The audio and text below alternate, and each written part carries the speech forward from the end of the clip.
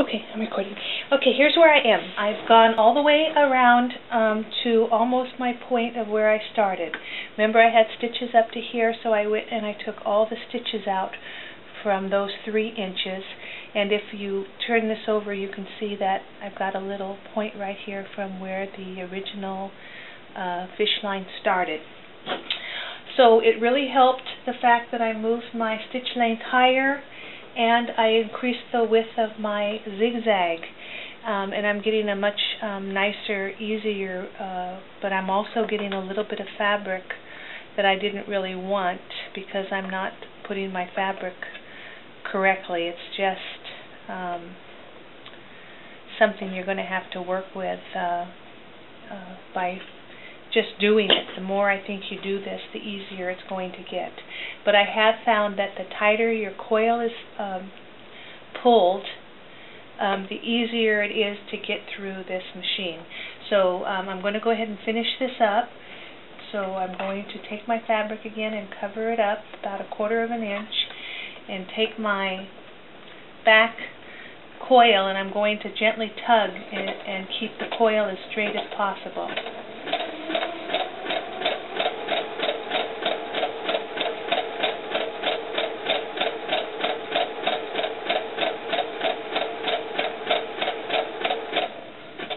So this is one of those projects where you really have a learning curve. You have to really practice on this to get it to work right for you. But at least it looks like it's working on the cotton fabric. So here we go again.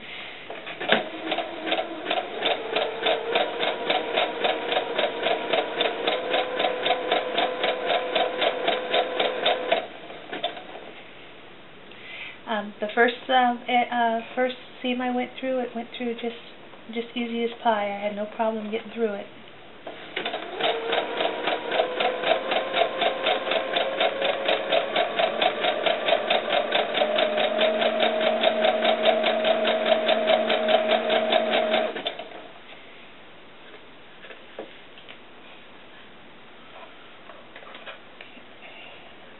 The mess I made, remember, from my first attempt, I really messed up this little fabric here.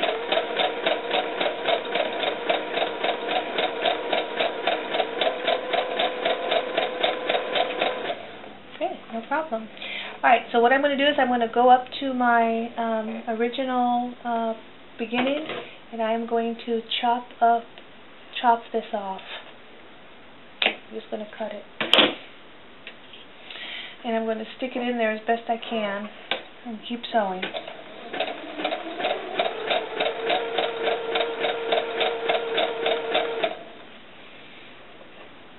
Okay, it's sticking out here. I'm going to tuck it in.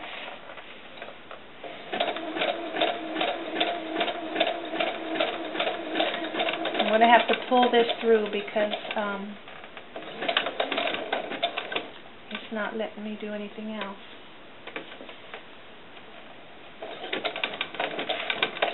Oh, I know why. Because it's trying to get 2 pieces of cord through the tiny little hole, and there's not enough room.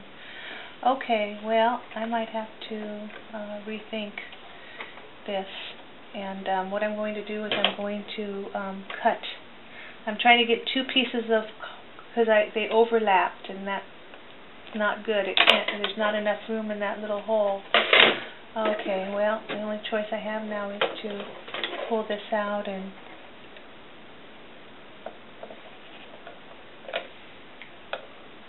cut and hope that was enough. Let's try it again.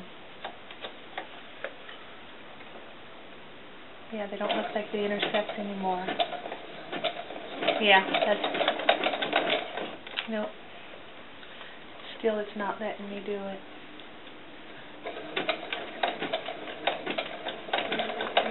No, I'm going to have to sew that little bit by hand, obviously.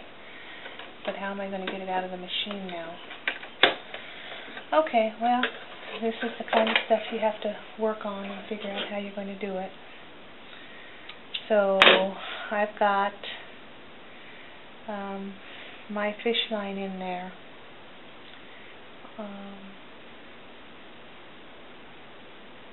Okay, well, I don't want to tug to tear my fabric.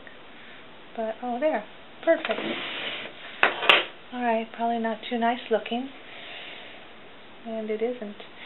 But those two pieces of cord are exactly right. So what I'm going to do is I'm probably just going to take a needle and thread and work that out somehow.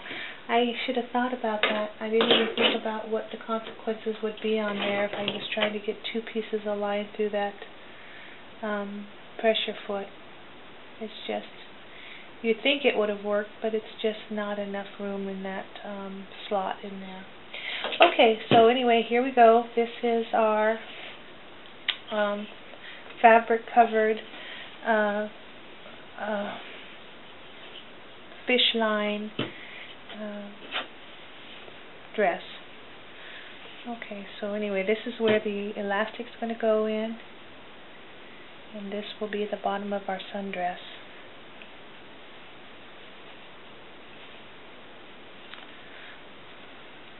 Well, it might be too small for a sundress. It might end up being a blouse.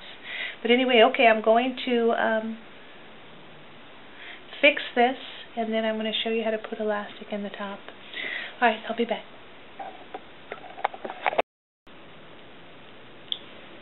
Okay, I took my needle and thread and I sewed up that spot where I had that problem. And I also noticed that I have way too much fabric here, so I'm going to have to trim this down to where it didn't roll under. So I'm going to have to do some trimming on this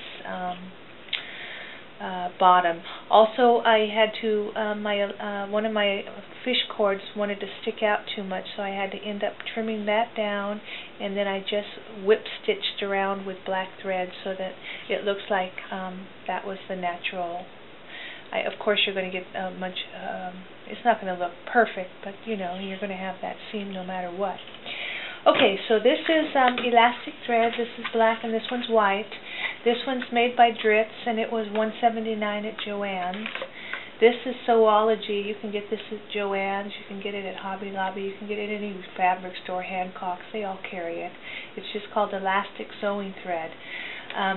I bought these both at Joann's when they had their 60% off notion sale, so I got this for 71 cents, and I had another 15% on top of that, so I got a really good deal on this. But anyway, when you're sewing with elastic thread, you only wind your bottom bobbin. You don't use this on the top of your sewing machine. And when you sew with elastic thread, you have to manually hand wind your bobbin. You can't let your machine do it for you. So what I do is I've tried using this elastic thread on this machine, and I also tried using it on a Singer bottom loader. So when you're putting this on a bottom loader, the best thing to do is to wind your elastic thread as tight as it'll go. So in other words, take your elastic thread and put it through one of the holes on your bobbin.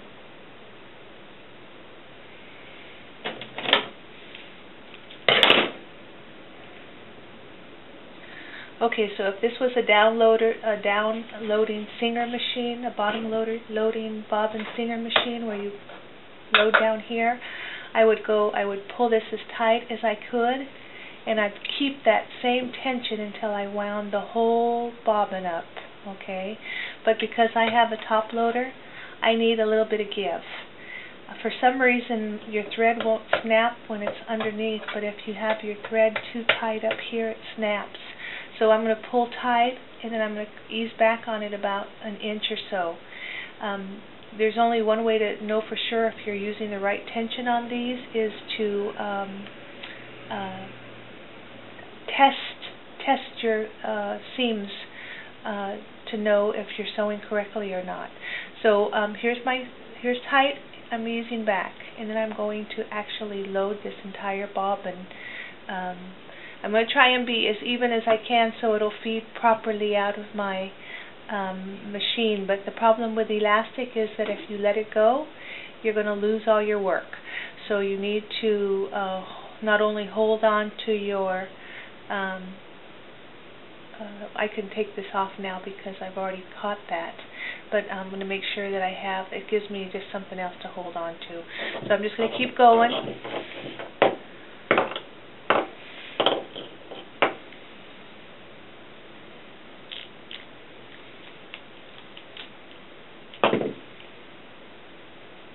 And keep loading. And I'm using the same tension all the way through.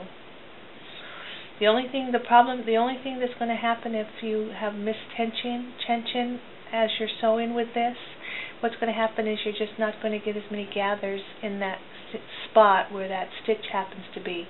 But it's usually only because you're going to make so many rows that it really is not going to really make that big of a difference. And since I'm probably thinking about putting 5 to 6 rows of gathering on the top of this at least, I'm going to try and fill my bobbin as much as I can with this black thread.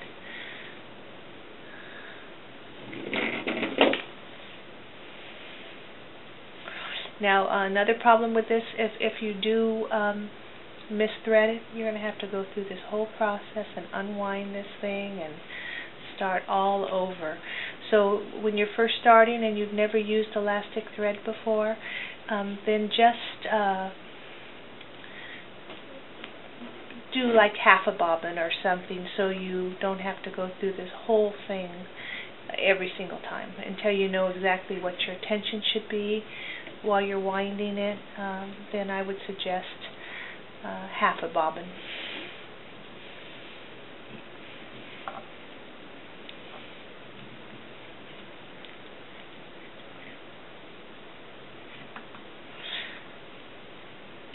Okay, I think that's enough. I'm not going to bore you anymore with this. So, okay, so I'm going to cut my string.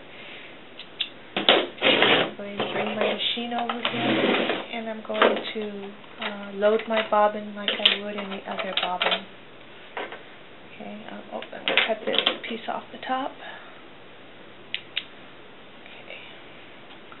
Okay, so now I've got my bobbin, and I'm going to load it into my machine. I'm going to load it just like you load any other bobbin. But I'm going to hold my finger on my bobbin until I can get that piece of thread up through the top.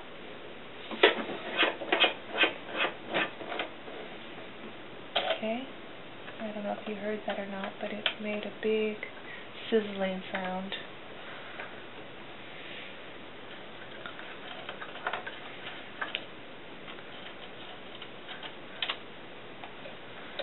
Okay, and look and see if your bobbin's fed correctly. Mine is not. So let's try it again.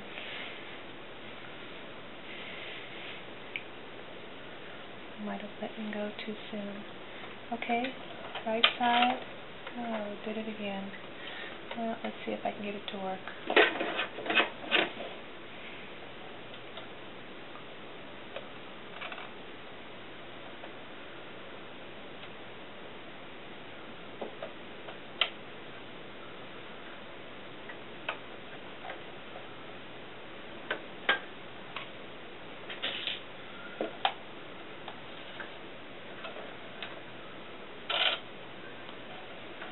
Nope, didn't work again.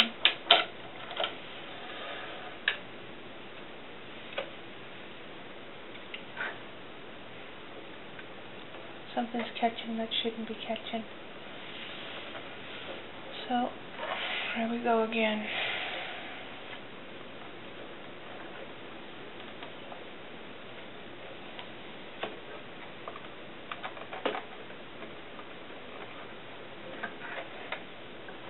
Oh, Lord.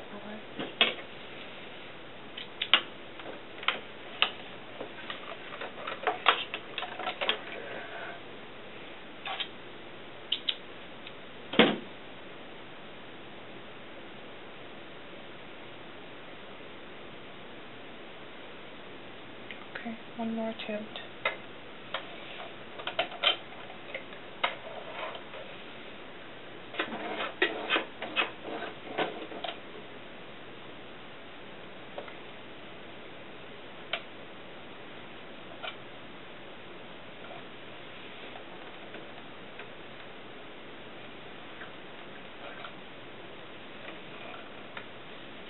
Okay. Fit thread properly. So what I'm going to do is I'm going to take my bobbin out while I still have my thread through the top, and I'm going to try and trick it.